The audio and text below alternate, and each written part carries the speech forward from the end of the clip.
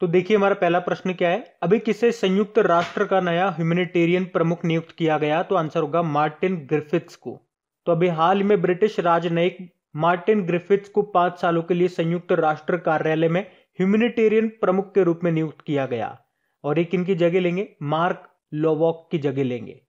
वर्तमान में ये मार्टिन यमन में संयुक्त राष्ट्र के विशेष दूत हैं। अच्छा, बिल नेल्सन का नाम सुना होगा, नासा के अभी नए एडमिनिस्ट्रेटर बने, ये 14वें नंबर के। और ब्रूस स्प्रिंगस्टीन वुडी गुथरी पुरस्कार जीता था इन्होंने।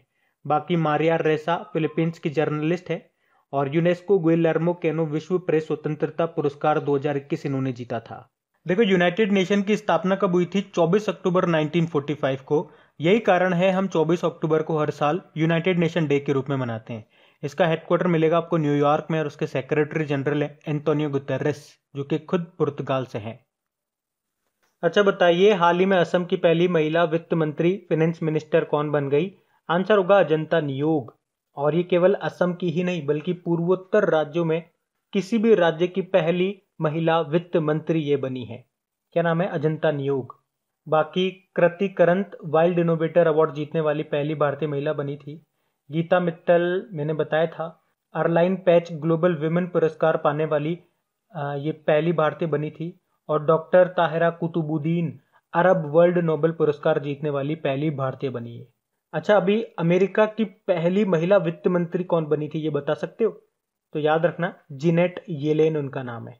और अभी केरल की पहली महिला राजस्व मंत्री का भी निधन हो गया, उनका नाम बता दो फिर। गौरी अम्मा उनका नाम है।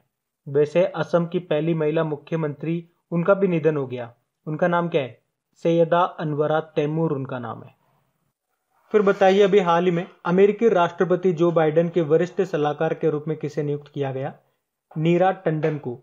तो भारतीय अमेरिकी हैं ये नीरा टंडन, जिनको अभी व्हाइट हाउस में राष्ट्रपति जो बाइडेन के वरिष्ठ सलाहकार के रूप में नियुक्त किया गया है। वैसे अर्जुन कल्याण का नाम तो आपने सुना ही होगा, भारत के 68 नंबर के ग्रैंड मास्टर हैं ये। रेखा मेनन अभी नेस्कॉम की पहली महिला अध्यक्ष बनी। और वनीता गुप्ता अमेरिका की एसोसिएट अटॉर्नी जनरल के रूप में इनको अपॉइंट किया गया था और इस पद पर आने वाली ये पहली भारतीय अमेरिकी भी है। देखो, एक नाम आप और याद रखो, भाव्य लाल का, नासा की कार्यवाहक प्रमुख बनी थी अभी ये। बताइए, हाल ही में बाटा इंडिया लिमिटेड ने किसे अपना नया सीईओ नियुक्त किया? आंसर होगा गुंजन शाह को। तो अभी बाटा इंडिया लिमिटेड ने गुंजन शाह को अपना नया सीईओ बनाया है और ये किनका स्थान लेंगी? संदीप कटारिया का स्थान लेंगी। अरुण सिंह अभी ये बीपीसीएल के सीएमडी बने। रमेश पवार भारतीय महिला क्रिकेट टीम के कोच बने। और टी रविशंकर आप जानते हो ना, आरबीआई के नए डेप्यूटी गवर्नर बने हैं। फिर बताइए, माली के प्रधानमंत्री कौन बन गए? तो आंसर होगा मोख्तर ओउने। तो अभी मोख्तर ओउने को माली के प्रधानमंत्री के रूप में अभी फिर से नियुक्त किया गया है। माली ये एक वेस्ट अफ्रीकन कंट्री है जिसकी कैपिटल होती है बमाको। बाकी गुइलेर्मो लासो इक्वेडोर के प्रेसिडेंट बने। वेजेसा उस्मानी दूसरी महिला प्रेसिडेंट बनी है कोसोवो देश की। और ससो नेगेसो ये कांगो गणराज्य के प्रेसिडेंट बने थे। अच्छा बताइए, पाकिस्तान के राष्ट्रीय सुरक्षा सलाहकार कौन बन गए? मोईद यूसुफ बन गए, नेशनल सिक्योरिटी एडवाइजर। और भारत के कौन है वर्तमान में? अजीत डोवल है। और भारत के सबसे पहले कौन थे? ब्रजेश मिश्रा थे। बाकी बिल नेल्सन नासा के अभी 14वें एडमिनिस्ट्रेटर बने। और रमेश पवार भारतीय महिला क्रिकेट टीम के कोच बने। बाकी आर एम सुंदरम भारतीय चावल अनुसंधान संस्थान Indian institute of rice research के डायरेक्टर बने। ये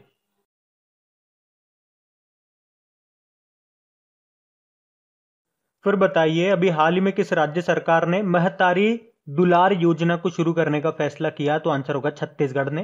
तो अभी छत्तीसगढ़ सरकार ने उन बच्चों के लिए ये छत्तीसगढ़ महतारी दुलार योजना शुरू करने का फैसला किया है जिन्होंने कोविड-19 में अपने माता पिता को खो दिया है।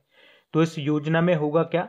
कक्षा 1 से लेकर 8वीं तक के बच्चों को हर महीने 500 रुपए और कक्षा 9 से लेकर 12वीं तक के बच्चों को हर महीने 1000 रुपए की मदद दी जाएगी। और छत्तीसगढ़ सरकार उन बच्चों की शिक्षा को भी वित्त पोषित करेगी, यानी कि उन्हें फाइनेंशियल हेल्प करेगी, मतलब एजुकेशन के लिए उनको पैसे की मदद करेगी जिन्होंने अपने परिवार के कमाने वाले व्यक्तियों को कोविड-19 के कारण खो दिया। बाकी असम से क्या याद आता है आपको? ऑनलाइन बाढ़ रिपोर्टिंग प्रणाली को शुरू करने वाला ये पहला राज्य बना। और देश की पहली म्यूकर माइकोसिस यूनिट लगाने की घोषणा की अभी मध्य प्रदेश ने, भोपाल और जबलपुर में। और पर्वत धारा योजना की है हिमाचल प्रदेश सरकार ने।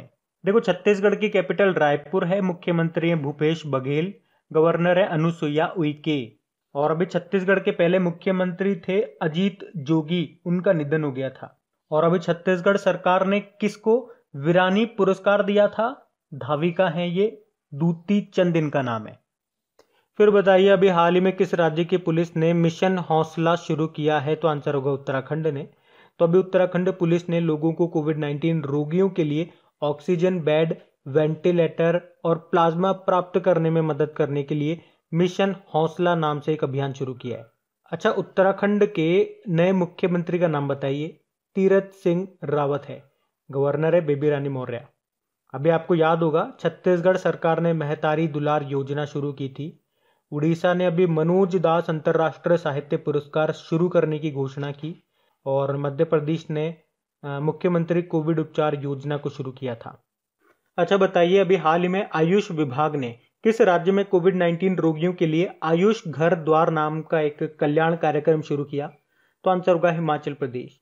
तो अभी आयुष विभाग ने हिमाचल प्रदेश के सोलन जिले में कोविड-19 रोगियों के लिए एक राज्यव्यापी कल्याण कार्यक्रम शुरू किया, जिसका नाम है आयुष घर द्वार।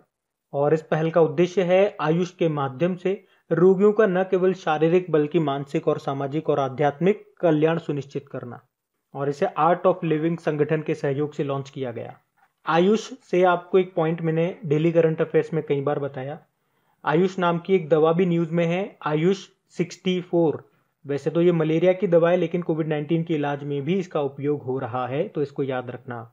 और हिमाचल प्रदेश की बात है, इसके मुख्यमंत्री जयराम ठाकुर है, गवर्नर है बंडारू दत्तात्रेय। अभी पंजाब का 23वां जिला कौन सा बन गया? मलेरकोटला। छत्तीसगढ़ ने महतारी दुलार योजना शुरू की और उत्तराखंड पुलिस ने मिशन हौसला शुरू किया, ये भी ध्यान रखना। फिर बताइए, अभी हाल ही में किस राज्य में मारू गाम कोरोना मुक्त गांव यह अभियान शुरू किया गया? तो आंसर होगा गुजरात में। आपको बताइए, जो कोरोना की दूसरी लहर है यह अब गांवों को भी बहुत ज्यादा इफेक्ट कर रही है, बहुत ज्यादा फैल रहा है वहां पे भी।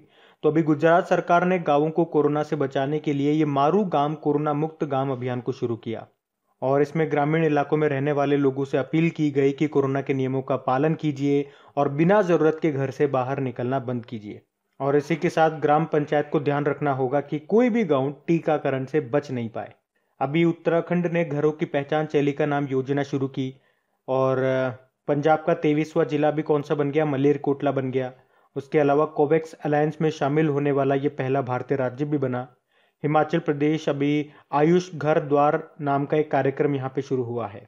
गुजरात की कैपिटल गांधीनगर हो गई और मुख्यमंत्री विजय रूपानी हैं, गवर्नर यहाँ के हैं आचार्य देवव्रत। फिर बताइए, अभी हाल ही में किस राज्य ने कोरोना मुक्त पिंड अभियान को शुरू किया? तो आंसर होगा पंजाब। तो अभी पंजाब सरकार ने कोरोना संक्रमण रहित गांव बनाने के लिए ये कोरोना मुक्त पिंड अभियान शुरू किया है। और इसी अभियान के अंतर्गत कोविड फतेह कार्यक्रम भी शुरू किया, जिसका उद्देश्य है गांवों में टीकाकरण को बढ़ावा देना। और इसमें यह बोला गया है कि जो गांव 100% टीकाकरण कराएगा उसे विकास के लिए 10 लाख रुपए का अनुदान मिलेगा। बस शर्त है गांव का 100% आप टीकाकरण कराएं। अभी हिमाचल प्रदेश ने आयुष घर द्वार कार्यक्रम को शुरू किया और उत्तराखंड पुलिस ने मिशन हौसला शुरू किया था। और बिहार अभी हिट कोविड एप्लीकेशन को लॉन्च किया था बिहार ने। पंजाब की कैपिटल क्या है? चंडीगढ़ है। मुख्यमंत्री है कैप्टन अमरिंदर सिंह और वीपी सिंह बदनौर यहाँ के गवर्नर है। अच्छा बताइए, अभी हाल ही में किस देश ने भारत को फरजाद बी गैस परियोजना से बाहर कर दिया? तो आंसर होगा ईरान ने। अब ये फरजाद बी ये क्या है? ये ईरान में एक प्राकृतिक गैस क्षेत्र है। और आपको बता दूं कि इस फरजाद बी गैस फील्ड की खोज भारत की ओएनजीसी विदेश लिमिटेड ने ही की थी। पर अब ईरान ने इस फरजाद बी गैस परियोजना से भारत को ही बाहर कर दिया और इससे भारत को 3 अरब डॉलर का नुकसान हुआ है। ईरान ने ऐसा क्यों किया? चाइना के कारण। क्योंकि अभी चाइना ने ईरान को 25 सालों के लिए 400 अरब डॉलर का लोन दिया है। तो ईरान ने कहा कि भैया अब तो हमारे पास पैसा आ गया, अब तो हम अमीर हो गए, तो अब इस गैस फील्ड को हम खुद ही विकसित करेंगे, हमें भारत की जरूरत नहीं है। तो उसने भारत को बाहर कर दिया, बताओ। और अच्छा, केवल फरजाद बी गैस परियोजना से ही बाहर नहीं किया, चाबहार रेल लिंक प्रोजेक्ट से भी भारत को बाहर कर दिया, यह भी ध्यान रखना। ध्यान से सुनना, चाबाहार पोर्ट, चाबाहार बंदरगाह से बाहर नहीं किया है, चाबाहार रेल लिंक प्रोजेक्ट से बाहर किया है, तो इसमें कंफ्यूज मत होना। बाकी ईरान, कैपिटल इसकी तेहरान है, करेंसी तोमान है, प्रेसिडेंट है हसन रूहानी, और ईरान में भारतीय राजदूत का नाम क्या है? जी धर्मेंद्र।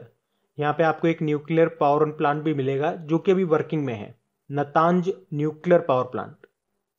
बताइए, अभी हाल ही में वैद्य आपके द्वार योजना को शुरू किया किसने? मध्य प्रदेश ने।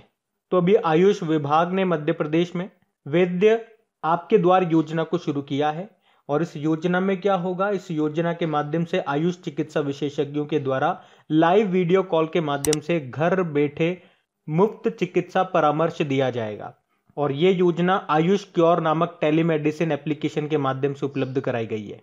अभी आयुष घर द्वार योजना शुरू की थी हिमाचल प्रदेश ने, और गुजरात ने मारू गांव कोरोना मुक्त गांव अभियान शुरू किया, और हरियाणा ने आयुर्वेदिक टेलीमेडिसिन सुविधा को शुरू किया। मध्य प्रदेश की कैपिटल भोपाल है। शिवराज सिंह चौहान यहाँ के मुख्यमंत्री हैं और गवर्नर हैं आनंदीबेन पटेल। मोहम्मद रफीक यहाँ के नए चीफ जस्टिस बने, ये भी याद रखो।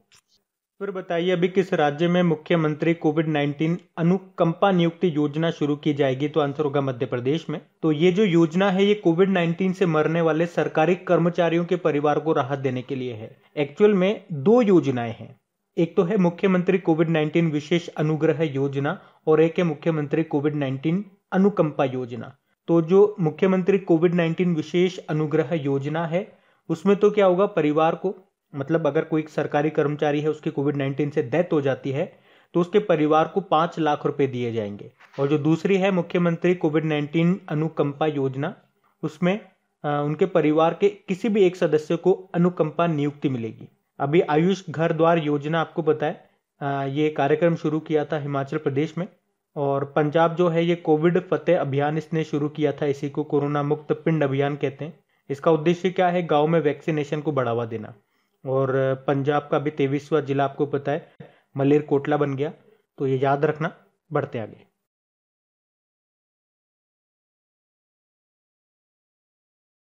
फिर बताइए, 2021 ब्रिट अवार्ड्स में ग्लोबल आइकन अवार्ड प्राप्त करने वाली पहली महिला कलाकार और पहली गैर अंग्रेजी कलाकार कौन बन गई है? तो आंसर होगा टेलर स्विफ्ट। तो ये पहली नॉन इंग्लिश और पहली फीमेल है जिन्हें यह अवार्ड मिला है। अभी तक याद रखना, ये जो अवार्ड है केवल 3 लोगों को ही मिला है। 2014 में एल्टन जॉन को मिला था, 2016 में डेविड बोवी को मिला था, लास्ट 2017 में रॉबी विलियम को मिला था। और ये तीनों के तीनों पुरुष थे। और अब 4 सालों के बाद ये मिल रहा है टेलर स्विफ्ट को, और ये अवार्ड पाने वाली ये पहली महिला और पहली नॉन इंग्लिश सिंगर बन गई है।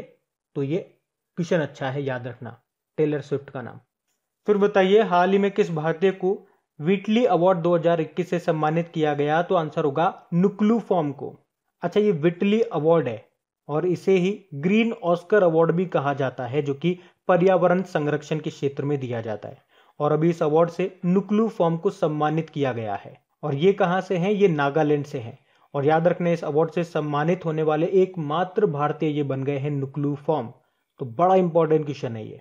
और ये जो अवार्ड है ये व्हिटली फंड फॉर नेचर के द्वारा हर साल दिया जाता है। अच्छा, इनको ये अवार्ड क्यों दिया? तो अमूर फॉल्कन के संरक्षण के लिए इनको ये अवार्ड दिया गया। ये 1 लाइन में याद रखो। वैसे आप ये जो फोटो देख रहे होंगे, ये जो पक्षी टाइप दिख रहा है, यही है अमूर फॉल्कन। ये जो अमूर फॉल्कन है ये चाइना और साइबेरिया के आसपास के क्षेत्रों से उड़ करके साउथ अफ्रीका तक जाते हैं, और इसी बीच में ये नागालैंड से होकर जाते हैं। और आपको यहां से एक एग्जाम का क्वेश्चन मैं आपको बताता हूं। एक बार पूछा गया था एग्जाम में, किसे अमूर फॉल्कन सिटी ऑफ वर्ल्ड कहा जाता है? तो नागालैंड को कहा जाता है। और इसी के संरक्षण के लिए 2021 का व्हिटली अवार्ड दिया गया नुक्लू फॉर्म को। और ये जो नुक्लू फॉर्म है इन्हें अमूर फॉल्कन मैन ऑफ नागालैंड भी कहा जाता है, ये भी याद रखना। अच्छा, अगर आपसे पूछा जाए टाइगर मैन ऑफ इंडिया किसको कहते हैं? कैलाश सांखला को कहते हैं, ये जोधपुर से है। और वाटर मैन ऑफ इंडिया पूछेंगे तो राजेंद्र राठौड़ को कहते हैं, अलवर से हैं ये, इनका संबंध अलवर से है।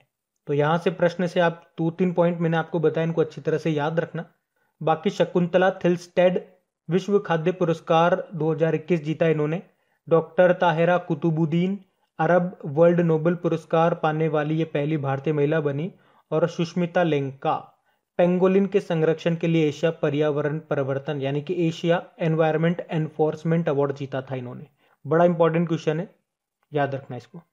और गाइज अगर वीडियो आपको अच्छा लग रहा है तो प्लीज इसे लाइक करते हुए चलना। देखिए आप लोगों ने अभी लाइक किया है या नहीं किया है, नहीं किया है तो अभी इसको लाइक कर दीजिए, लास्ट तक आप लोग भूल जाओगे मैं कह रहा हूँ। और हाँ, इसे शेयर भी जरूर कर देना अपने दोस्तों के साथ में। और अगर आप में से कोई स्टूडेंट इस चैनल को फर्स्ट टाइम देख रहा है तो आप इस चैनल को सब्सक्राइब कर सकते हैं। सब्सक्राइब करने के बाद में पास में बेल आइकन को जरूर प्रेस कीजिएगा ताकि आगे के आपको नोटिफिकेशन मिलते रहें, ताकि आपसे कोई भी वीडियो मिस न हो। बेल आइकन को प्रेस करना जरूरी है। चलिए बढ़ते हैं आगे। अच्छा बताइए, बड़ा इंपॉर्टेंट क्वेश्चन है कि अभी मिस यूनिवर्स 2020 का खिताब किसने जीता? तो आंसर होगा एंड्रिया मेजा ने। ये इसका 69th एडिशन था। और एंड्रिया मेजा ये कहाँ से हैं? ये मैक्सिको से हैं। याद रखना 2020 की हम बात कर रहे हैं। ये प्रतियोगिता वैसे तो 2020 में ही होनी थी, लेकिन कोविड-19 के कारण नहीं हुई, इसलिए आप इसे 2021 में पढ़ रहे हो, लेकिन है ये 2020 की। तो मिस यूनिवर्स 2020 बन गई एंड्रिया मेजा, जो कि मैक्सिको से है। इतना आपको याद रखना है। और इनसे पहले यानी कि 2019 की कौन थी? ये थी जोजीबिनी टुंजी।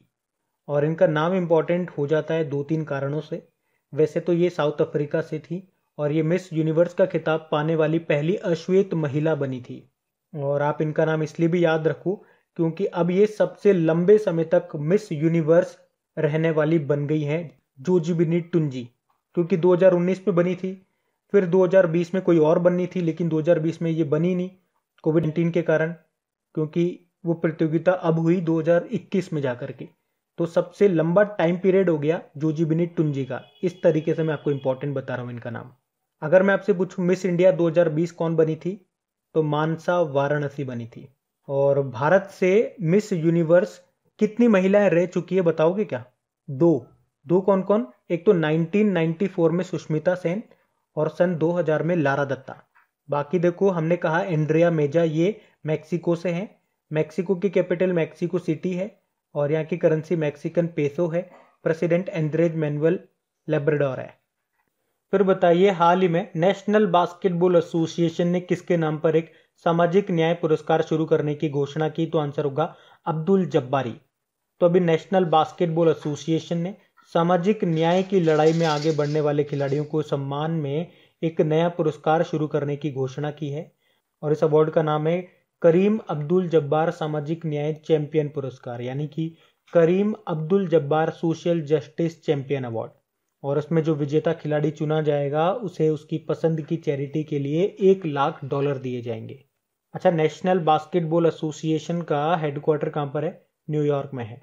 अभी शकुंतला थिल्स्टेड का नाम मैंने आपको बताया। विश्व खाद्य पुरस्कार 2021 इन्होंने जीता। Doctor Tahira Qutubuddin Arab world Nobel पुरस्कार जीतने वाली पहली भारतीय बनी। और मारिया रेसा फिलीपींस की जर्नलिस्ट हैं। इन्हें यूनेस्को गेलर्मो केनो विश्व प्रेस स्वतंत्रता पुरस्कार जीता था इन्होंने। देखो, ये नाम मैं आपको बार बार रिपीट करके इसीलिए बता रहा हूँ ताकि आपके दिमाग में चिपक जाए, क्योंकि ये सारे इंपॉर्टेंट नाम है, याद होने चाहिए आपको। और जब तक ये आपको याद नहीं होंगे मैं बार बार आपको याद करवाता रहूंगा। तो प्रश्न है कि किसे अंतरराष्ट्रीय अजेय स्वर्ण पदक सम्मान दिए जाने की घोषणा की गई? तो आंसर होगा रमेश पोखरियाल निशंक को। अंतरराष्ट्रीय अजेय स्वर्ण पदक सम्मान, इसे इंग्लिश में कहेंगे इंटरनेशनल इनविंसिबल गोल्ड मेडल। तो ये दिया गया भारत के जो शिक्षा मंत्री है रमेश पोखरियाल निशंक को। और ये जो अवार्ड है इन्होंने समर्पित कर दिया कोविड वॉरियर्स को। अच्छा, ये जो रमेश पोखरियाल निशंक है, इनका निर्वाचन क्षेत्र, इनकी कॉन्स्टिट्यूएंसी है हरिद्वार। और आपको बता दूं, ये पहले मानव संसाधन विकास मंत्री थे, ह्यूमन रिसोर्स डेवलपमेंट मिनिस्टर थे। लेकिन फिर कस्तूरी रंगन समिति न्यू एजुकेशन पॉलिसी लेकर के आती है और उसके बाद इस मंत्रालय का नाम बदलकर क्या कर दिया जाता है?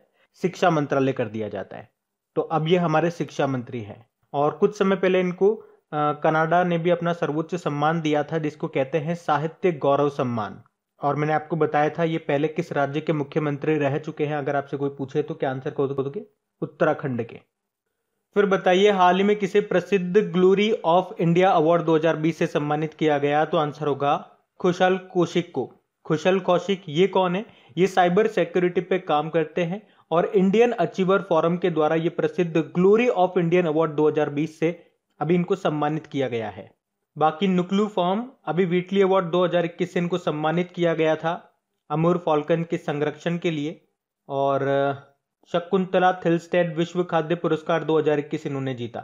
बाकी doctor Tahira Qutubuddin Arab world का नोबेल पुरस्कार जीतने वाली पहली भारतीय बनी ये।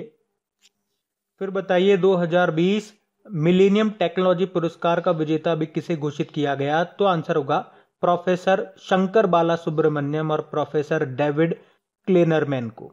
ये दोनों ब्रिटेन से हैं और ये दोनों कैम्ब्रिज यूनिवर्सिटी में केमिस्ट हैं। और ये जो पुरस्कार है ये साइंस एंड टेक्नोलॉजी में इनको दिया गया है। और कौन देता है ये पुरस्कार? TAF यानी कि टेक्नोलॉजी एकेडमी फिनलैंड। अच्छा, कुछ अब अवार्ड्स में आपको बताता हूँ, जैसे कि शकुंतला थिलस्टेड का नाम याद रखना, विश्व खाद्य पुरस्कार 2021 इन्होंने जीता। एक doctor Tahira Qutubuddin Arab world Nobel पुरस्कार जीतने वाली पहली भारतीय बनी थी, ये नाम भी इंपॉर्टेंट रहेगा। मारिया रेसा का नाम भी इंपॉर्टेंट है, फिलीपींस की जर्नलिस्ट है ये। और यूनेस्को गुइलर्मो कैनो विश्व प्रेस स्वतंत्रता पुरस्कार मिला इन्हें। और अभी व्हिटली अवार्ड 2021 किसने जीता था? नागालैंड के नुक्लू फॉर्म ने। एक सुष्मिता लेंका का नाम भी याद रख लो, पेंगोलिन के संरक्षण के लिए एशिया पर्यावरण प्रवर्तन यानी कि एशिया एनवायरमेंट एनफोर्समेंट अवार्ड इन्होंने जीता था। तो ये सारे इंपॉर्टेंट नाम मैंने आपको बताए जो भी रिसेंटली न्यूज में थे, और ये सारे के सारे इंपॉर्टेंट नाम है, याद रखना इनको। अच्छा, तो ये इंपॉर्टेंट प्रश्न है, बताइए कितने भारतीय स्थलों को यूनेस्को की विश्व धरोहर स्थलों की अस्थायी सूची में मंजूरी मिल गई है शामिल करने की? तो आंसर होगा 6 को। तो आप इसे संभावित सूची भी बोल सकते हैं और अंग्रेजी में इसे टेंटेटिव लिस्ट भी बोलते हैं। अच्छा देखो, पहला तो ये याद रखो कि भारत में टोटल कितने यूनेस्को विश्व विरासत स्थल हैं, वर्ल्ड हेरिटेज साइट्स हैं? तो 38 हैं। कितने हैं? 38। तो अगर कोई जगह वर्ल्ड हेरिटेज साइट डिक्लेयर की जाती है तो उससे पहले वो एक संभावित सूची में जाती है। तो अभी उसी संभावित सूची यानी कि अस्थायी यानी कि टेंटेटिव लिस्ट में भारत की 6 जगहों को जोड़ा गया है। अब वो 6 जगह कौन कौन सी है? वाराणसी में गंगा घाट, तमिलनाडु में कांचीपुरम के मंदिर, मध्य प्रदेश में सतपुड़ा टाइगर रिजर्व, मध्य प्रदेश में नर्मदा घाटी के मेढा घाट और लमेता घाट, और महाराष्ट्र में मराठा सैन्य वास्तुकला, कर्नाटक में हायर बंगाल मेगालिथिक साइट। तो अब इन 6 जगहों को जोड़ने के बाद अब संभावित सूची में भारत की तरफ से टोटल कितनी जगह हो गई है? 48 हो गई है। और अब इन 48 में से ही कोई वर्ल्ड हेरिटेज साइट बनेगा जब भी इनकी मीटिंग होगी। देखो यूनेस्को की बात करें, देखो यूनेस्को मतलब हो गया United Nation Educational and Scientific and Cultural Organization. स्थापना 1945 में होती है। इसका हेडक्वार्टर मिलेगा आपको पेरिस, फ्रांस में। वैसे पेरिस में आपको OECD का हेडक्वार्टर मिल जाएगा, FATF financial action task force का मिल जाएगा, इंटरनेशनल एनर्जी एजेंसी का मिल जाएगा, रिपोर्टर्स विदाउट बॉर्डर का आपको यहीं पे मिल जाएगा, ये भी आप ध्यान रख सकते हो।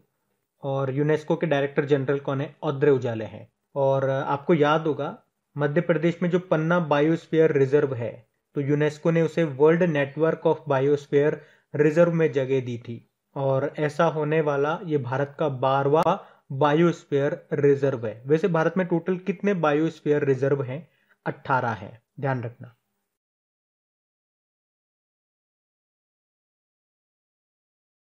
बताइए, हाल ही में जारी एक रिपोर्ट के अनुसार देश में महिला उद्यमियों के मामले में भारत किस स्थान पे है? 9वें स्थान पे है। तो अभी लंदन बिजनेस स्कूल ने ग्लोबल एंटरप्रेन्योरशिप रिसर्च एसोसिएशन नाम से एक रिपोर्ट जारी की है और उसमें बताया है कि गरीब देशों में महिला उद्यमी यानी कि एंटरप्रेन्योर ये अमीर देशों से ज्यादा हैं और इस मामले में भारत 9वें स्थान पे है। रिपोर्ट के मुताबिक यूरोप की तुलना में एशिया में महिला उद्यमियों की संख्या ज्यादा है। अच्छा, किस देश में सबसे ज्यादा बात करेंगे? तो अंगोला में। सेकंड नंबर पे पनामा, तीसरे नंबर पे सऊदी अरब। भारत इसमें 9वें नंबर पे है। फिर बताइए, अभी हाल ही में जारी वर्ल्ड बैंक की रिपोर्ट के अनुसार कौन सा देश 2020 में प्रेक्षण का सबसे बड़ा प्राप्तकर्ता रहा? तो आंसर होगा भारत। प्रेक्षण मतलब मैंने आपको बताया था, प्रेक्षण को इंग्लिश में कहते हैं रेमिटेंस। और इसे ऐसे समझो जैसे कि आप किसी दूसरे देश में जॉब करते हो और फिर वहां से पैसा कमाकर आप अपने देश में वो पैसा भेजते हो अपने घर वालों, अपने दोस्तों को। तो दूसरे देश से जो पैसा भारत में आया उस मामले में भारत टॉप पे रहा है 2020 में। यानी कि जो रेमिटेंस आया वो सबसे ज्यादा आया भारत में। कितना आया? $83 बिलियन से भी ज्यादा आया। तो फर्स्ट नंबर पे रेमिटेंस भेजने के मामले में या रेमिटेंस का प्राप्तकर्ता सबसे बड़ा भारत है, उसके बाद चाइना और उसके बाद तीसरे नंबर पे मैक्सिको रहा। देखो एक प्रश्न यहाँ पे ऐसे भी बन जाता है कि भारत में सबसे ज्यादा जो रेमिटेंस आया वो किस देश से आया? अमेरिका से। कितना? 68 बिलियन डॉलर। उसके बाद यूएई और फिर सऊदी अरब। ये रिपोर्ट जारी किसने की? वर्ल्ड बैंक ने। देखो वर्ल्ड बैंक की स्थापना होती है 1944 में। हेडक्वार्टर इसका वॉशिंगटन डीसी में आपको मिल जाएगा। इसके अध्यक्ष कौन है? डेविड मालपास है। वैसे वर्ल्ड बैंक से आपको याद आता होगा एक और ये इंपॉर्टेंट रिपोर्ट जारी करता है, इंडेक्स जारी करता है, जिसे कहते हैं ease of doing business report. और अगर आपको याद हो कि ease of doing business report 2020 जो आई थी उसमें कौन सा देश नंबर 1 रहा था, तो बताओ मुझे। उसमें भारत का बता दूं मैं आपको, भारत 63 नंबर पे था। टॉप पे कौन था? टॉप पे था न्यूजीलैंड, याद रखना। फिर बताइए अभी हाल ही में फॉर्च्यून के द्वारा जारी 2021 के दुनिया के 50 महानतम नेताओं की सूची में टॉप पर कौन रहे? तो आंसर होगा जेसिंडा अर्डन। अभी फॉर्च्यून मैगजीन के द्वारा जारी 2021 के लिए विश्व के जो 50 महानतम नेताओं की सूची जारी की गई है उसमें न्यूजीलैंड की जो प्रधानमंत्री हैं जेसिंडा अर्डन, वो टॉप पे रही है। ये इस लिस्ट का 8वां संस्करण था। तो इस लिस्ट में उन नेताओं को या जाने माने उन अन्य लोगों को शामिल किया गया है जो इतने परिचित तो नहीं है, लेकिन कोविड-19 महामारी के समय उन्होंने कुछ अलग करने का प्रयास किया है। अच्छा, इस लिस्ट में भारत से कोई है क्या? हाँ है ना, सीरम इंस्टीट्यूट ऑफ इंडिया के सीईओ अदार पूनावाला। ये टॉप 10 में एकमात्र भारतीय हैं। इनकी पोजीशन है 10। फर्स्ट नंबर पे कौन है? न्यूजीलैंड की प्रधानमंत्री जेसिंडा अर्डन। सेकंड पे mRNA पायोनियर्स। थर्ड पे पेपल के सीईओ डैन शुल्मैन और 10वें नंबर पे अदार पूनावाला है, सीरम इंस्टीट्यूट ऑफ इंडिया के सीईओ। फिर बताइए हाल ही में जारी पर्यावरणीय जोखिम आउटलुक 2021 रिपोर्ट में भारत का सबसे जोखिम भरा शहर कौन सा है? तो आंसर होगा दिल्ली। इस रिपोर्ट का नाम है एनवायरमेंटल रिस्क आउटलुक रिपोर्ट 2021। तो इस रिपोर्ट में बताया गया है कि पूरे विश्व में जहां पर्यावरण का रिस्क सबसे ज्यादा है, जोखिम सबसे ज्यादा है, ऐसे 100 शहरों में से 99 तो केवल एशिया में है और उनमें भी 43 तो केवल भारत में है। तो पर्यावरण का जोखिम मतलब जहां पे पर्यावरण प्रदूषण सबसे ज्यादा है, प्राकृतिक आपदाओं की संभावनाएं सबसे ज्यादा है, तो उस मामले में बात की जा रही है। तो भारत में बात करेंगे तो दिल्ली नंबर 1 पर है और पूरे विश्व में बात करेंगे तो इंडोनेशिया का जकार्ता नंबर 1 पर है। दूसरे नंबर पे आता है दिल्ली, तीसरे नंबर पे आता है चेन्नई। अभी मैंने आपको क्या बोला था कि पूरे विश्व में जहां पे पर्यावरण का रिस्क सबसे ज्यादा है, ऐसे 100 शहरों की लिस्ट बनाई गई है और उन 100 शहरों में से 99 तो केवल एशिया में है। अब प्रश्न ये आता है आपके माइंड में कि वो एक शहर कौन सा है जो कि एशिया के बाहर है? तो वो है पेरू की कैपिटल लीमा। और सबसे सुरक्षित कौन सा है? तो ग्लासगो, स्कॉटलैंड का ग्लासगो। ये वही ग्लासगो है जहां पे इस साल कोप 26 सम्मेलन आयोजित होगा। और कोप 25 कहां पे हुआ था? कोप 25 हुआ था मैड्रिड स्पेन में 2019 में। अच्छा, ये जो रिपोर्ट है इसको किसने जारी किया? वेरिस्क मेपलक्राफ्ट ने।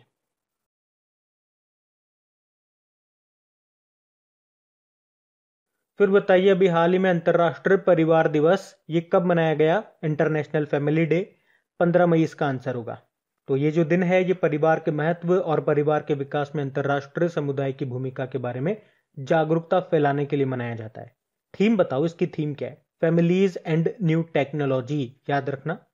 एक और डे मैंने आपको बताया था इसी से लिंक करके, international day of family remittance, अंतरराष्ट्रीय परिवार परीक्षण दिवस, यह मनाते हैं 16 जून को, तो ये भी ध्यान रखना।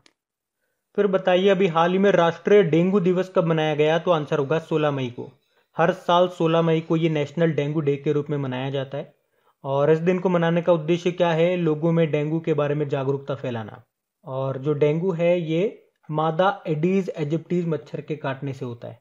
वैसे 16 मई को हम इंटरनेशनल डे ऑफ लाइट के रूप में भी मनाते हैं। और 16 मई को एक और दिन याद रखना, विश्व कृषि पर्यटन दिवस, वर्ल्ड एग्रीकल्चर टूरिज्म डे के रूप में भी मनाया जाता है, जिसकी थीम थी rural women sustainable entrepreneurship opportunities through agri tourism. और यहाँ से एक पॉइंट मैंने आपको लिंक करके याद कराया था कि सितंबर 2020 की ये बात है। महाराष्ट्र जो है ये किसानों को सशक्त बनाने के लिए कृषि पर्यटन नीति को मंजूरी देने वाला देश का पहला राज्य बना था। तो ये भी ध्यान रखो आप, एक्स्ट्रा पॉइंट है। फिर बताइए हाल ही में विश्व उच्च रक्तचाप दिवस वर्ल्ड हाइपरटेंशन डे कब मनाया गया? तो आंसर होगा 17 मई को। और इस दिन को मनाने का उद्देश्य क्या है? बढ़ते हुए उच्च रक्तचाप यानी कि ब्लड प्रेशर के बारे में जागरूकता फैलाना। पहली बार इसे 2005 में मनाया था। अच्छा, इस बार की थीम क्या है? Major your blood pressure accurately, control it, live long. और ये सेम थीम पिछले साल भी थी, तो पिछले साल की आपको याद होगी ना, तो इस बार आपको मेहनत नहीं करनी पड़ेगी इसकी थीम में। बाकी देखो 17 मई को वैसे हम world telecommunication and information society day यानी कि विश्व दूर संचार और सामाजिक सूचना दिवस भी मनाते हैं, जिसकी भी थीम थी accelerating digital transformation in challenging times यानी कि चुनौतीपूर्ण समय में डिजिटल परिवर्तन को गति देना। फिर बताइए अंतर्राष्ट्रीय संग्रहालय दिवस ये कब मनाया गया? तो आंसर होगा 18 मई को। तो हर साल 18 मई को इंटरनेशनल म्यूजियम डे के रूप में मनाया जाता है। और इसे मनाने का उद्देश्य क्या है? वैश्विक स्तर पर समाज के विकास में संग्रहालयों यानी कि म्यूजियम्स की भूमिका के बारे में जागरूकता पैदा करना। और इसकी थीम रही the future of museums, recover and re imagine. और अगर आपसे पूछा जाए वर्ल्ड हेरिटेज डे विश्व विरासत दिवस कब मनाया जाता है? तो जस्ट इसके एक महीने पहले 18 अप्रैल को। फिर बताइए अभी हाल ही में विश्व एड्स वैक्सीन दिवस कब मनाया गया? तो आंसर होगा 18 मई को। और ये जो वर्ल्ड एड्स वैक्सीन डे है इसे ही HIV वैक्सीन जागरूकता दिवस के रूप में भी जाना जाता है। और एड्स से आपको याद होगा एक वर्ल्ड एड्स डे भी होता है। कब मनाते हैं वो? 1 दिसंबर को मनाते हैं, वो भी ध्यान रखना। फिर बताइए अभी हाल ही में विश्व मधुमक्खी दिवस कब मनाया गया? तो आंसर होगा 20 मई को। अच्छा, ये वर्ल्ड बी डे जो है ये 20 मई को ही क्यों मनाते हैं? तो मधुमक्खी पालन की जो टेक्निक है उस टेक्निक को डेवलप किया था एंटोन जानसा ने, तो उनका जन्मदिन होता है 20 मई को। और वैसे भी इकोसिस्टम के लिए मधुमक्खियां और जो अन्य परागणक हैं उनके महत्व को, उनके योगदान और उनके संरक्षण के बारे में जागरूकता बढ़ाने के लिए इसे मनाया जाता है। और इसकी थीम क्या है इस बार? Be engaged, build back better for peace. Last year जो हमने मधुमक्खी दिवस बनाया था उसकी थीम थी बी एंगेज्ड, और इस बार क्या है? Be engaged build back better for bees. और एक प्रश्न मैंने आपसे पूछा था कि मधुमक्खी पालन के अध्ययन को क्या कहते हैं? एपीकल्चर कहते हैं। कई बार एग्जाम में पूछा जाता है, रेलवे वगैरह इनके एग्जाम में इस तरह के प्रश्न आ जाते हैं कई बार। वैसे आपको बता दूं 20 मई को हम विश्व माप विज्ञान दिवस वर्ल्ड मेट्रोलॉजी डे भी मनाते हैं, जिसकी थीम रही थी मेजरमेंट फॉर हेल्थ यानी कि स्वास्थ्य के लिए मापन। फिर बताइए 6वां संयुक्त राष्ट्र वैश्विक सड़क सुरक्षा सप्ताह 2021 ये कब से कब तक मनाया जा रहा है? ये 17 से 23 मई तक मनाया गया। तो 6वां United Nation Global Road Safety Week जो इस साल 17 से 23 मई के बीच में मनाया जा रहा है, और ये दुनिया भर के शहरों, कस्बों और गांवों के लिए 30 किलोमीटर प्रति घंटा यानी कि 20 मील प्रति घंटे की स्पीड लिमिट का आह्वान करता है। और ये United Nation Global Road Safety Week ये WHO के द्वारा आयोजित एक द्विवार्षिक वैश्विक सड़क सुरक्षा अभियान है। और इसकी थीम #Love30 टैगलाइन के तहत स्ट्रीट्स फॉर लव है। हमने कहा WHO मनाता है इसे। WHO की स्थापना हुई थी 7 अप्रैल 1948 को, और यही कारण है हम हर साल 7 अप्रैल को वर्ल्ड हेल्थ डे मनाते हैं। इसका हेडक्वार्टर मिलेगा जेनेवा स्विट्जरलैंड में, और इसके अध्यक्ष हैं टेड्रोस अधानोम।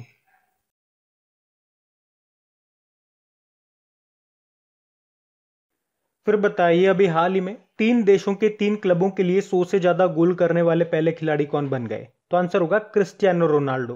तो दुनिया के सर्वश्रेष्ठ फुटबॉलरों में से एक हैं ये पुर्तगाल के फुटबॉलर क्रिस्टियानो रोनाल्डो।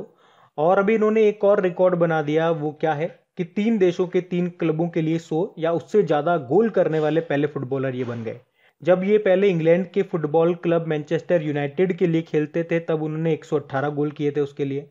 उसके बाद जब ये स्पेन के रियल मैड्रिड के साथ जुड़े तो उन्होंने 100 से ज़्यादा गोल किए उसके लिए।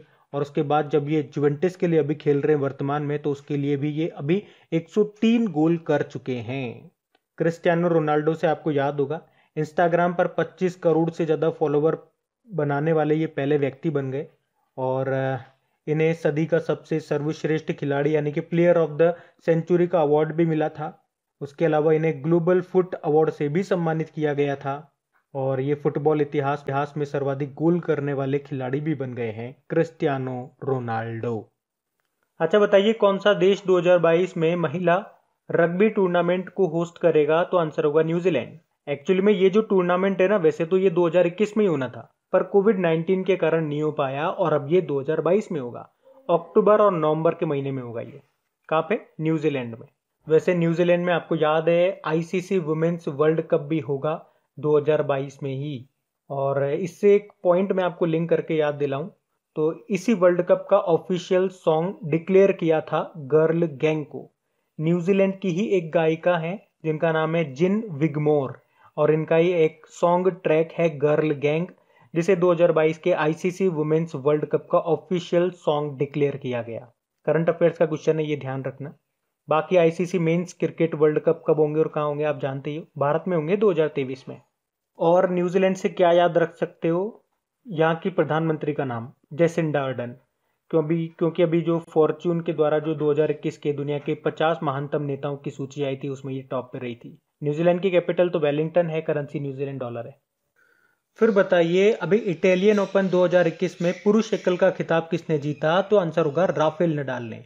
राफेल नडाल ये किस देश के प्लेयर हैं? पहले तो ये याद रखो, ये स्पेन के टेनिस प्लेयर हैं और अभी इन्होंने इटालियन ओपन 2021 में मेन सिंगल का टाइटल जीत लिया है। इसमें राफेल नडाल ने किसको हराया? जो टॉप टेनिस प्लेयर हैं पुरुषों में, उनको हराया, यानी कि नोवाक जोकोविच की बात हो रही है। नोवाक जोकोविच ये सर्बिया के टेनिस प्लेयर हैं। तो इस बार इटालियन ओपन का ये 78th एडिशन था। इसे ही रोम मास्टर्स के नाम से जाना जाता है और राफेल नडाल ने ये जीत लिया। राफेल नडाल का ये 10वां इटालियन ओपन टाइटल है। राफेल नडाल से कुछ पॉइंट मैं आपको याद दिलाऊं, वैसे तो इनको किंग ऑफ क्ले कोर्ट भी कहा जाता है। अभी कुछ समय पहले 12वीं बार बार्सिलोना ओपन टाइटल इन्होंने जीता था और पुरुषों का Laureus world sports main of the year 2021 का खिताब इन्होंने जीता था। जबकि महिलाओं में ये सम्मान जीता था जापान की टेनिस प्लेयर नाओमी ओसाका ने। अच्छा, इटालियन ओपन हमने पुरुष एकल मेन सिंगल टाइटल की बात कर ली, राफेल नडाल विजेता रहे। वुमेन सिंगल टाइटल किसने जीता? तो आंसर होगा ईगा स्विटेक ने। और ये किस देश की प्लेयर है? ये पोलैंड की टेनिस प्लेयर है। इसमें इन्होंने चेक रिपब्लिक की कैरोलिना प्लिस्कोवा को हराया। तो मेन सिंगल टाइटल तो राफेल नडाल ने, वुमेन सिंगल टाइटल ईगा स्विटेक ने। और इन दोनों की जोड़ी से आपको कुछ याद भी आता होगा। बात पिछले साल की है जो फ्रेंच ओपन हुआ था, उसमें मेन सिंगल टाइटल में विजेता रहे थे राफेल नडाल और वुमेन सिंगल टाइटल इन्होंने जीता था ईगा स्विटेक ने। और अगर मैं आपसे पूछूं या एग्जाम में पूछा जाए 2020 में कौन सा ग्रैंड स्लैम नहीं हुआ था? विंबलडन ओपन नहीं हुआ था, जो कि ग्रास कोर्ट पे होता है। बाकी नोवाक जोकोविच इस साल अभी तक एक ही ग्रैंड स्लैम हुआ है, ऑस्ट्रेलियन ओपन। तो ये आपसे पूछा जा सकता है ऑस्ट्रेलियन ओपन का मेन सिंगल टाइटल किसने जीता? नोवाक जोकोविच ने। और women single title Naomi Osaka ने जीता। और रॉजर फेडर ये स्विट्जरलैंड की प्लेयर है, स्विस प्लेयर है। अभी इनके नाम का एक सिक्का भी बना था स्विट्जरलैंड में, तब इनका नाम न्यूज़ में था। तो काफ़ी सारी इंपॉर्टेंट इन्फॉर्मेशन मैंने आपको दी इस क्वेश्चन से, याद रखना सारी आप। बढ़ते आगे। फिर बताइए, अभी हाल ही में मात्र 4 दिनों में माउंट एवरेस्ट पर 2 बार चढ़ाई कर विश्व रिकॉर्ड बनाया किसने? तो मिंगमा तेनजी शेरपा ने। तो नेपाली पर्वत गाइड हैं ये मिंगमा तेनजी शेरपा, जिन्होंने केवल 4 दिनों के सबसे कम समय में 2 बार माउंट एवरेस्ट पर चढ़ करके रिकॉर्ड बना दिया। और वैसे इनसे पहले एक भारतीय पर्वतारोही हैं अंशु जमसेनपा, उन्होंने 2017 में 118 घंटे 15 मिनट में माउंट एवरेस्ट पर सबसे तेज 2 बार चढ़ाई करके रिकॉर्ड बनाया था। अब आप कहोगे कि मिंगमा ने तो अंशु का रिकॉर्ड तोड़ दिया। हाँ, तोड़ तो दिया, लेकिन अंशु जो है वो एक महिला थी। तो अगर आप महिला कैटेगरी में बात करोगे तो फिर तो रिकॉर्ड उन्हीं के नाम है, अंशु के नाम, सबसे तेज 2 बार माउंट एवरेस्ट पर चढ़ने का रिकॉर्ड। और देखो, जिस तरह से आप लोग याद रखते हो कि माउंट एवरेस्ट को फतेह करने वाले पहले पर्वतारोही थे एडमंड हिलेरी, न्यूजीलैंड से थे, उसी तरह से अगर मान लो आपसे एग्जाम में पूछ लिया जाए कि माउंट एवरेस्ट को 2 बार सबसे पहले फतेह करने वाले कौन बने थे, तो ये थे नवांग गोम्बू, ये नेपाल से थे। ये 1965 की बात है, इनका नाम भी ध्यान रख लो। और अभी पीछे आप लोगों ने पढ़ा था कामिरिता शेरपा का नाम, ये भी नेपाली पर्वत गाइड है। और अभी इनका नाम न्यूज़ में क्यों था? क्योंकि 25 बार माउंट एवरेस्ट पर, यानी कि सबसे ज़्यादा बार चढ़ करके रिकॉर्ड बनाया इन्होंने। और उसी तरह से अगर हम महिलाओं के बारे में बात करेंगे, क्योंकि कौन महिला है जिन्होंने माउंट एवरेस्ट पर सबसे ज़्यादा बार चढ़ाई की है, तो आंसर आएगा फिर लाकपा शेरपा। ये 9 बार चढ़ चुकी है महिलाओं में, सबसे ज्यादा बार तो यही है। माउंट एवरेस्ट की ऊंचाई कितनी है? 8848.86 मीटर। तो ये सारे इंपॉर्टेंट पॉइंट्स मैंने आपको बताए हैं, 1 बाय 1 करके इनको लिखते जाना। फिर बताइए वर्ष 2021 में एवरेस्ट पर्वत की चोटी पर पहुंचने वाली पहली भारतीय महिला कौन बन गई? इस साल 2021 में बात कर रहे हैं, तो आंसर होगा ताशी यांगजोम। और ये कहां से हैं? ये अरुणाचल प्रदेश से हैं। और बाकी ये सारे नाम मैं आपको पीछे बता चुका हूं, तो इस प्रश्न से ताशी यांगजोम का नाम आपको याद रखना है। बढ़ते हैं आगे। बताइए हाल ही में मिक्स्ड मार्शल आर्ट खिताब जीतने वाले भारतीय मूल के पहले फाइटर कौन बन गए हैं? तो आंसर होगा अर्जन भुल्लर। ये भारतीय मूल के हैं, भारतीय नहीं है, इनका जन्म वहीं हुआ है कनाडा में।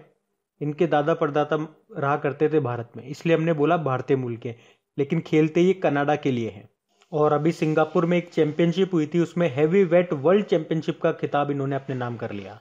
वैसे अर्जन भुल्लर ने 2010 और 2012 में कॉमनवेल्थ गेम्स में गोल्ड मेडल भी जीते थे, और इस तरह से वो ओलंपिक में कनाडा का प्रतिनिधित्व करने वाले भारतीय मूल के पहले फ्री स्टाइल पहलवान बने।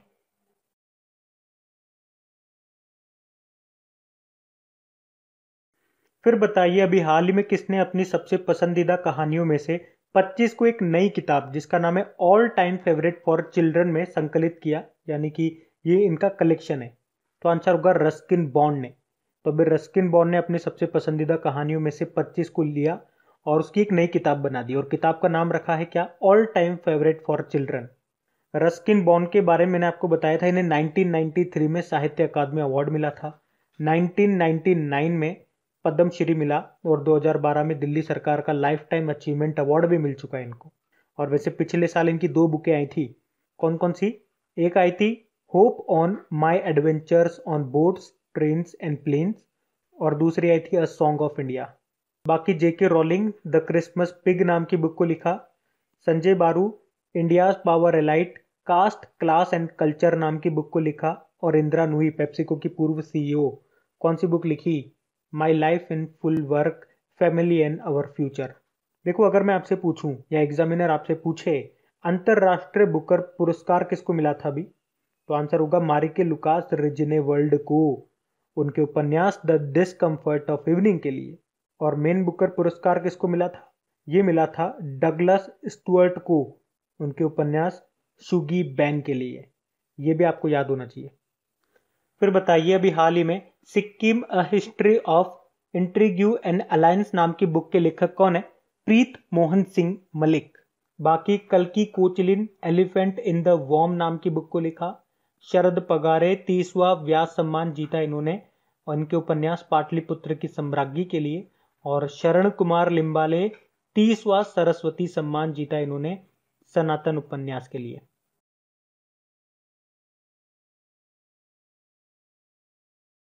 बताइए अभी टाइम्स ग्रुप के चेयरपर्सन का निधन हो गया, क्या नाम था उनका? इंदु जैन उनका नाम था। तो टाइम्स ग्रुप की चेयरपर्सन थी ये इंदु जैन, जिनका कोविड-19 के कारण अभी निधन हो गया। ये फिक्की लेडीज ऑर्गेनाइजेशन की संस्थापक अध्यक्ष भी थी इंदु जैन। बाकी रमेश पवार ये भारतीय महिला क्रिकेट टीम के कोच बने। अरुण कुमार सिंह अभी ये भारत पेट्रोलियम कॉर्पोरेशन लिमिटेड के सीएमडी बने थे। और Geeta Mittal Arline Pacht Global Vision पुरस्कार पाने वाली पहली भारतीय बनी थी।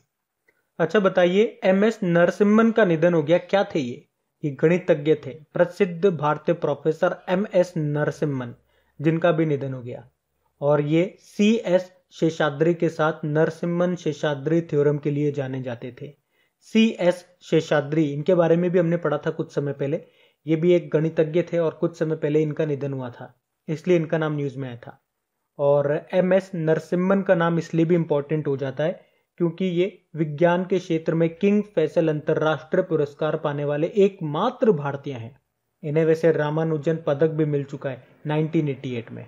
और नरसिम्हन से आप कंफ्यूज मत हो जाना, एम नरसिम्हन, ये तो एमएस नरसिम्हन है। एक हमने पढ़ा था एम नरसिम्हन के बारे में, आरबीआई के पूर्व गवर्नर थे जिनका निधन हो गया था, है ना। तो ये प्रसिद्ध गणितज्ञ थे, मैथमेटिशियन थे। अच्छा वैसे गणित का नोबेल पुरस्कार किसे कहा जाता है? एबेल पुरस्कार को कहा जाता है। और अगर आपसे पूछूं एबेल पुरस्कार 2020 में किसे मिला था, तो 2 जनों को मिला था, मार्गुलिस और फुस्टेनबर्ग को, मार्गुलिस और फुस्टेनबर्ग को।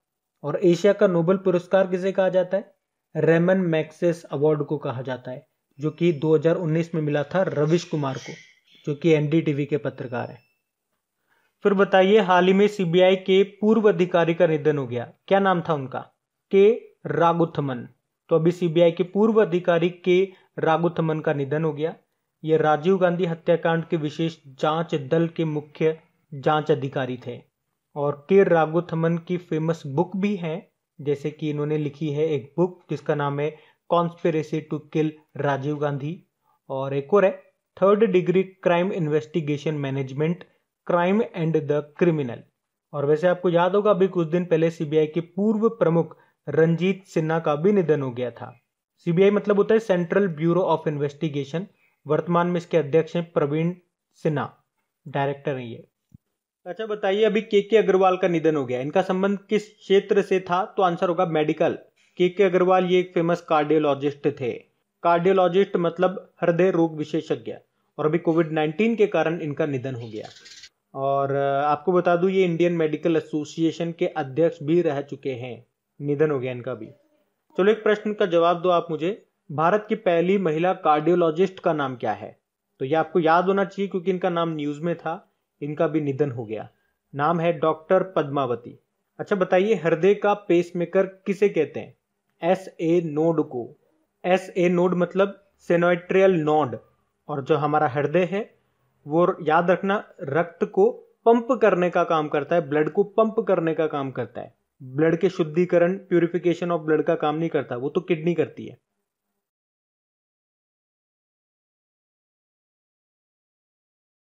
अच्छा बताइए, अभी हाल ही में माउंट पुमोरी को फतेह करने वाली पहली महिला कौन बन गई? तो आंसर होगा बलजीत कौर और गुनबाला शर्मा।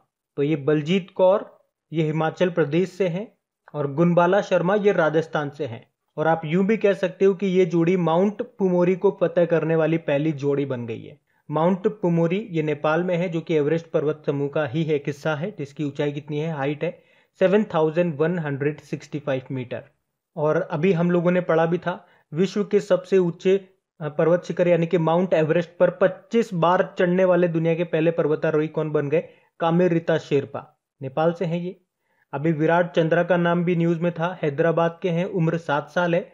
माउंट किलीमंजारो को फतेह करने वाले सबसे युवा भारतीय बने। माउंट किलीमंजारो अफ्रीका महाद्वीप की सबसे ऊंची चोटी है और किस देश में है? ये तंजानिया में है।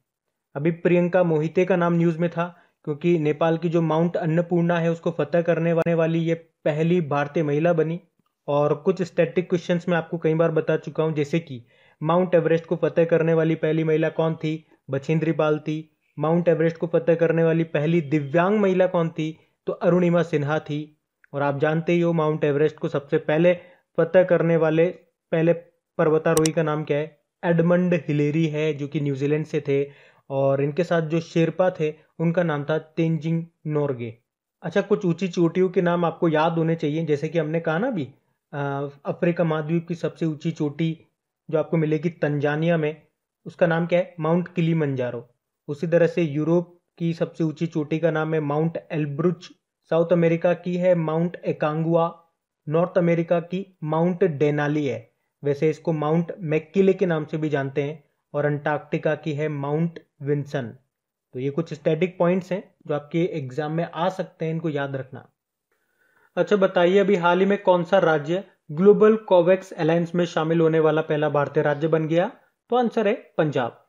तो इस गठबंधन में, इस अलायंस में शामिल होने से पंजाब को एंटी कोविड-19 वैक्सीन की कमी को दूर करने और सर्वोत्तम मूल्य पर टीके खरीदने में मदद मिलेगी। ये जो कोवैक्स है ये 4 ऑर्गेनाइजेशन का एक ज्वाइंट इनिशिएटिव है। और वो 4 ऑर्गेनाइजेशन कौन कौन से हैं? जैसे कि WHO, यूनिसेफ, गावी और CEPI। वैसे इसका उद्देश्य क्या है? तो इसका उद्देश्य है कि 2021 के एंड तक कोविड-19 के 2 बिलियन टीकों को उन गरीब देशों तक पहुंचाना जिन्हें इसकी बहुत ज्यादा जरूरत है। और वैसे कोवैक्स प्रोग्राम को अभी 180 कंट्रीज ऑलरेडी ज्वाइन कर चुकी है। तो सिंपल एक लाइन में आपको याद रखना हो तो याद रख लो, कोवैक्स को 2 अगस्त 2020 में बनाया गया था ताकि वैक्सीनेशन सबको मिल सके। और आपको याद भी होगा कोवैक्स पहल के तहत टीका पाने वाला विश्व का पहला देश कौन सा बना था? घाना। दूसरा था आइवरी कोस्ट। बाकी हरियाणा से याद रख लो, अभी कोरोना रोगियों के लिए आयुर्वेदिक टेलीमेडिसिन सुविधा को शुरू किया। अभी मध्य प्रदेश ने मुख्यमंत्री कोविड उपचार योजना को शुरू किया और हिमाचल प्रदेश ने पर्वत धारा योजना शुरू की थी। और अभी पंजाब का 23वां जिला कौन सा बन गया? मलेरकोटला। अच्छा बताइए, अभी हाल ही में भारत का पहला कृषि निर्यात सुविधा केंद्र ये किस शहर में स्थापित किया गया, यानी कि एग्रीकल्चर एक्सपोर्ट फैसिलिटेशन सेंटर? तो आंसर होगा पुणे, महाराष्ट्र में। तो अभी Maharashtra chamber of commerce, industry and agriculture ने पुणे में भारत का पहला कृषि निर्यात सुविधा केंद्र को शुरू करने के लिए नाबार्ड के साथ भागीदारी की है। और इसका उद्देश्य क्या है? कृषि निर्यात को बढ़ावा देना। याद रखना, भारत का पहला कृषि निर्यात सुविधा केंद्र है ये। कहां पे? पुणे में। किसकी सहायता से? नाबार्ड की सहायता से।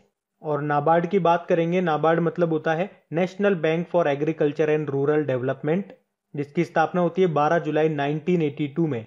अच्छा, नाबार्ड की स्थापना किस समिति की सिफारिश पे हुई थी? तो आंसर क्या होगा? शिवरमन समिति की सिफारिश पे। इसका हेडक्वार्टर मुंबई में है, अध्यक्ष गोविंद चिंटला है। अच्छा, यहां से एक डे आप लिंक करके याद रख सकते हो। विश्व कृषि पर्यटन दिवस, वर्ल्ड एग्रीकल्चर टूरिज्म डे कब मनाया जाता है? तो आंसर होगा 16 मई को। फिर बताइए, वाईफाई सुविधा प्राप्त करने वाला भारत का 6000वां रेलवे स्टेशन कौन सा बन गया? तो आंसर होगा हजारीबाग।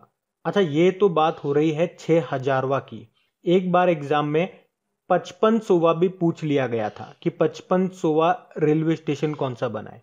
तो वो था माधवा मिलन रेलवे स्टेशन, जो कि झारखंड का है। और अब ये जो 6000वां बना है ये भी झारखंड का ही है, हजारीबाग टाउन रेलवे स्टेशन।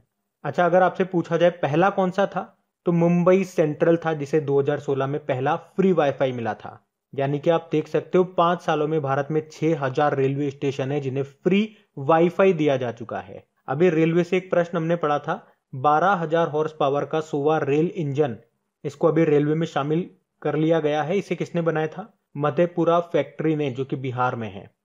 और इसे किस कंपनी की सहायता से बनाया गया इस इंजन को? अल्टसोम कंपनी, जो कि फ्रांस की है। वर्तमान में हमारे रेल मंत्री हैं पीयूष गोयल। और स्वतंत्र भारत के पहले रेल मंत्री कौन थे? जॉन मथाई थे। चलो कमेंट बॉक्स में टाइप करके बताओ, अभी हमारे नए रेल बोर्ड के नए चेयरमैन और सीईओ कौन बन गए?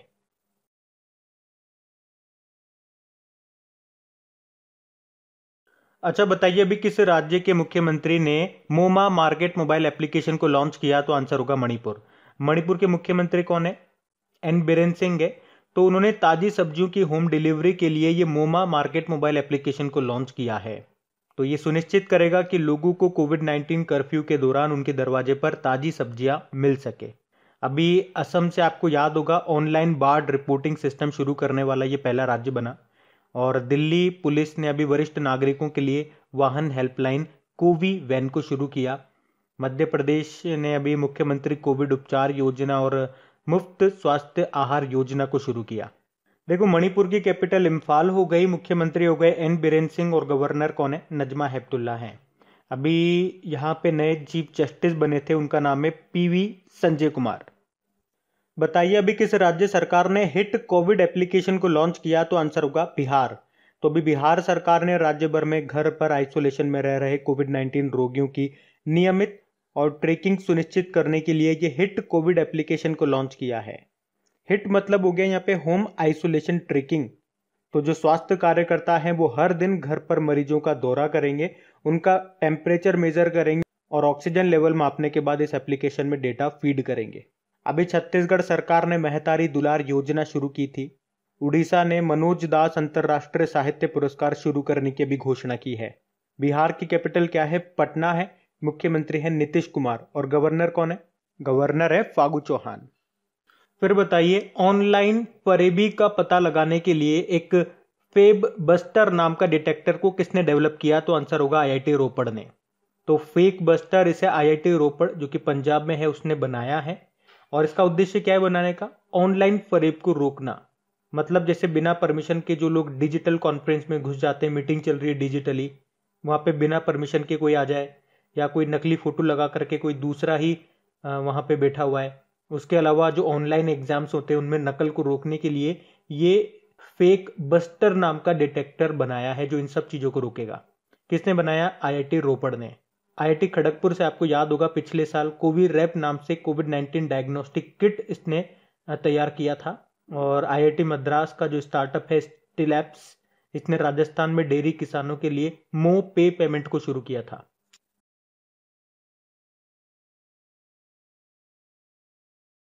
फिर बताइए हाल ही में किसकी women sitting near a window जो पेंटिंग है उसको न्यूयॉर्क में 103.4 मिलियन डॉलर में बेचा गया? तो आंसर होगा पाब्लो पिकासो।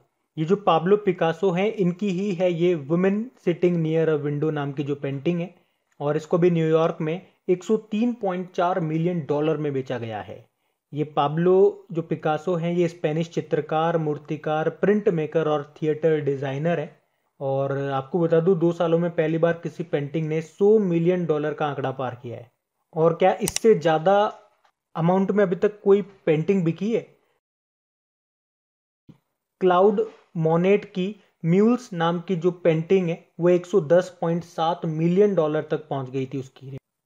अच्छा बताइए अभी हाल ही में कौन सी चीनी अंतरिक्ष यान मई 2021 में मंगल की सतह पर सफलतापूर्वक उतर गया? तियानवेन-1। तियानवेन-1 ये एक मानव रहित चीनी अंतरिक्ष यान है जो अभी 15 मई को सफलतापूर्वक मंगल की सतह पर उतरा है। और इस तरह से जो चाइना है ये मंगल पर सफलतापूर्वक रोवर उतारने वाला अमेरिका के बाद दूसरा देश बन गया। और ये जो तियानवेन-1 अंतरिक्ष यान है ये मंगल ग्रह पर एक विशाल मैदान पे एक साइट पे उतरा है जिसे यूटोपिया प्लेनेटिया कहा जाता है। और आपको याद होगा हमने पढ़ा था कि इस तियानवेन-1 के साथ चाइना ने एक रोवर भी भेजा है और उसका नाम क्या रखा है? जुरोंग। और ये जो रोवर है जुरोंग ये मंगल ग्रह की सतह की मिट्टी और वहां के वातावरण का अध्ययन करेगा। चाइना की कैपिटल बीजिंग है। बीजिंग में शंघाई कोऑपरेशन ऑर्गेनाइजेशन का हेडक्वार्टर मिल जाएगा। एशियन इंफ्रास्ट्रक्चर इन्वेस्टमेंट बैंक का हेडक्वार्टर मिल जाएगा। यहाँ के प्रेसिडेंट हैं शी जिनपिंग। और चाइना का नेशनल गेम क्या है? टेबल टेनिस है। और चाइना की जो स्पेस एजेंसी है जिसको कहते हैं CNSA यानी कि चाइना नेशनल स्पेस एडमिनिस्ट्रेशन, इसका हेडक्वार्टर भी बीजिंग में ही है। और यहाँ के एडमिनिस्ट्रेटर हैं झांग केजियन। क्या है? झांग केजियन। फिर बताइए हाल ही में व्यक्तिगत संगठनों से मिलने वाली सहायता को ट्रैक करने के लिए किस संस्थान ने एक समर्पित पोर्टल जिसका नाम है कोवएड इसको स्थापित किया? तो आंसर होगा नीति आयोग ने। तो अभी नीति आयोग ने स्टैंडर्ड ऑपरेटिंग प्रोसीजर के साथ मिशन या व्यक्तिगत संगठनों से आने वाली सभी सहायता को ट्रैक करने के लिए कोवएड नाम से एक पोर्टल को स्थापित किया है। नीति आयोग के बारे में जान लो देखो थोड़ा बहुत। जैसे इसकी फुल फॉर्म क्या होती है नीति की? National institute for transforming India. ये बना था 1 जनवरी 2015 को। इसके अध्यक्ष भारत के प्रधानमंत्री होते हैं जो कि वर्तमान में है नरेंद्र मोदी। उपाध्यक्ष राजीव कुमार हैं और इसके CEO हैं अमिताभ कांत। फिर बताइए अभी हाल ही में गो एयर एयरलाइन ने अपना नाम बदलकर क्या कर लिया? तो आंसर होगा गो फर्स्ट। तो वाडिया ग्रुप की करीब 15 साल पुरानी एयरलाइन कंपनी है ये गो एयर, और इसने अभी खुद को गो फर्स्ट के रूप में रीब्रांडेड किया है। मतलब अब इसे गो फर्स्ट के नाम से जाना जाएगा। और एयरलाइन को अभी रीब्रांडेड करने का उद्देश्य है ultra low coast airline model को पूरी तरह से अपनाना, मतलब लो कॉस्ट पर हवाई यात्रा कराने की कंपनी की योजना है। और गो एयर का आदर्श वाक्य क्या है? You come first. अच्छा बताओ तो अभी कुरनूल हवाई अड्डे का नाम बदल के क्या किया गया है? किन के नाम पे रखा गया? उयालवाड़ा नरसिम्हा रेड्डी के नाम पे रखा गया। और नाम बदलने की बात है तो आपको याद होगा अभी रिसेंटली राजस्थान में जोधपुर में मियाँ का बाड़ा रेलवे स्टेशन है उसका नाम महेश नगर कर दिया। अभी रावलपिंडी में प्रसिद्ध KRL क्रिकेट स्टेडियम है उसका नाम शोएब अख्तर के नाम पे रखा। और मध्य प्रदेश का होशंगाबाद का नाम नर्मदापुरम कर दिया। बताइए अभी हाल ही में मलेरकोटला ये किस राज्य का 23वां नया जिला बना है? तो आंसर होगा पंजाब का। ये जो मलेरकोटला है ये एक मुस्लिम बहुल इलाका है और इसे किस जिले से अलग करके बनाया गया? तो संगरूर जिले से। वैसे तमिलनाडु का भी 38वां जिला बना था मयिलादुतुरई, और कर्नाटक का 31वां जिला बना था विजयनगर। देखो पंजाब की कैपिटल चंडीगढ़ है, मुख्यमंत्री कैप्टन अमरिंदर सिंह है और VP सिंह बदनौर यहाँ के गवर्नर है। तो याद रखना पंजाब का 23वां जिला बन गया, मलेरकोटला नाम है इसका। बताइए अभी हाल ही में ईरान ने किस नाम से अपना सबसे शक्तिशाली सुपर कंप्यूटर बनाया है? तो आंसर होगा सिमॉर्ग। तो अभी ईरान ने सिमॉर्ग नाम से एक नया सुपर कंप्यूटर बनाया है और अब तक इसने जितने भी सुपर कंप्यूटर बनाए हैं उनसे ये 100 गुना ज्यादा शक्तिशाली है और इसका नाम रखा है सिमोर्ग। तो अब इस सुपर कंप्यूटर का इस्तेमाल आर्टिफिशियल इंटेलिजेंसी वर्कलोड में ट्रैफिक और वेदर डेटा और इमेज प्रोसेसिंग के लिए किया जाएगा। लेकिन याद रखना, अगर आपसे पूछा जाए विश्व का सबसे तेज सुपर कंप्यूटर कौन सा है तो वो फुगाकू है, ये जापान का है। लेकिन प्रश्न में हम केवल बात कर रहे हैं ईरान का सबसे शक्तिशाली सुपर कंप्यूटर अभी बनाया गया, उसका नाम सिमोर्ग है। अच्छा, विश्व में सुपर कंप्यूटर का जनक किसे कहा जाता है? सेमूर क्रे को। और भारत में किसे कहा जाता है? विजय भटकर को। और भारत का जो पहला सुपर कंप्यूटर था वो परम 8000 था और ये परम सीरीज बनाई किसने? सीडेक ने। देखो, ईरान की बात हो रही है तो ईरान की कैपिटल तेहरान है। इसकी नई करेंसी क्या है? तोमान है। प्रेसिडेंट हसन रूहानी है। और ईरान में एक स्थान है रामसर, जहां पर रामसर कन्वेंशन हुआ था 1971 में, जिसका संबंध आर्द्र भूमियों के संरक्षण से है, वेटलैंड के कंजर्वेशन से है। अच्छा, भारत में टोटल कितनी रामसर साइट्स हैं, वेटलैंड साइट्स हैं? 42 हैं। और अभी 42 नंबर की बनी थी लद्दाख की तसूकर झील। वैसे ईरान में आपको कौन कौन से मरुस्थल मिलेंगे? तो दस्त ए कबीर और दस्त ए लुत। और अगर आपसे पूछा जाए ना कि फरजाद नाम का गैस का जो फील्ड है वो कहां पर है, तो ईरान में है। ये आप याद रखना, ये अभी करंट इश्यू था। फिर बताइए, अभी किस कंपनी ने सबसे बड़ा अंतरराष्ट्रीय सबमरीन केबल सिस्टम के निर्माण करने की घोषणा की है? तो आंसर होगा रिलायंस जियो ने। तो रिलायंस जियो ने कहा है कि वो दुनिया का सबसे बड़ा अंतरराष्ट्रीय सबमरीन केबल ये बिछाने वाला है। मतलब समुद्र के अंदर ऑप्टिकल फाइबर बिछाया जाएगा। और क्यों? मतलब इसका उद्देश्य क्या है? इंटरनेट की सुविधा को अच्छा करने के लिए।